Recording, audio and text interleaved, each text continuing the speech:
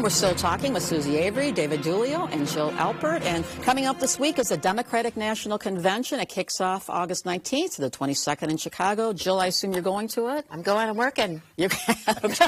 First time it's been in Chicago since 1996 here. I was working there. You expect to see a bounce coming out of that, which usually happens after a convention? Absolutely. And the Republicans, which was a few weeks back, wasn't much of a bounce. No, there. it wasn't much of a bounce. But I do expect that the Democrats are going to get a bounce out of this. They are riding right now on a lot of enthusiasm, and I think we can all assume this is going to be a get-out-the-vote election, and they're hoping that a lot of this enthusiasm will carry over to the get-out-the-vote. It seems like the trend right now is in the battleground states that Kamala Harris has picked up a lot of momentum, particularly, and again, if the bounce continues after the convention, she's at a supersonic pace as far as this whole campaign is, what, 3 weeks old at this point? I mean, that's rather historic in and of itself here. Do you think keeping up the momentum between a week or two after the convention until November, which is that period there, is this momentum possible to keep going, or?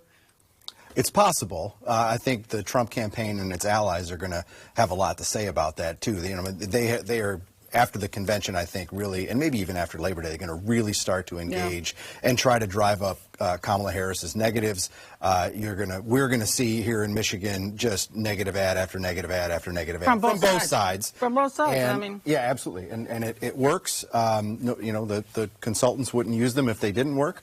And that's true. I think you don't even have to. You don't have to even listen to it. Look at the picture. If it's a smiling picture, it's for them. If they're looking like they just just chewing on some gum, it's against them. But Michigan, it's still going to be a very close election, no matter which side you're on. I think both sides recognize that this is going to be a very, very close election. And so that's why there's going to be a lot of time and effort devoted by both parties. So there's talk of different debates. CBS just announced a debate on October 1st with the two vice presidential candidates, Tim Walz and J.D. Vance. That's going to be an interesting matchup. Oh, it certainly is, in large part because the vast majority of Americans don't know who either of these guys is, and it's going to be their chance to introduce themselves to a large swath of the American And think of it this way. A month ago, those guys were sitting at home enjoying the summer vacations and working a little bit, whatever, and now suddenly they're before the whole nation here. Democracy is interesting this year. Well, certainly it is here. Well, before we, as we wind down today's show, I wanted to ask a P.S. about the election in this week's Kane commentary. As young people head back to college campuses across Michigan, inquiring minds want to know, will they have the same sway in November's election as they did in the 2022 midterms?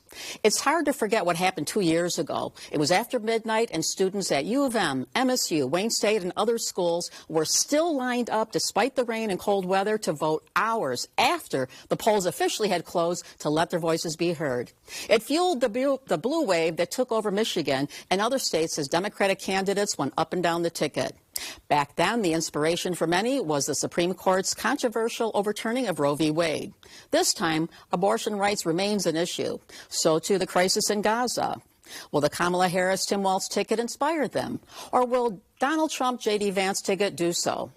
Yes, as students head back, classes start up, and they get in their groove. It's going to be riveting to see if they're still incentivized to do what they did in 2022, get their friends lined up to register and vote. This is going to be a most interesting fall campaign any way you slice it.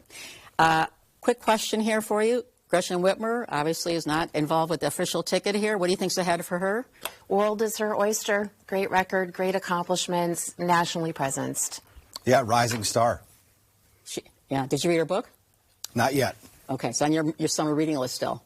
Well, in golf, as everyone knows, I'm married to a PGA professional. There's a saying the more you practice, the better you get. There we go. So I think that's what she's doing. That's going to be the last word here. Thank you guys so much for being here. Appreciate it. Have a great day. Thanks you at home for joining us. Enjoy the rest of the day. We'll see you next Sunday for Michigan Matters.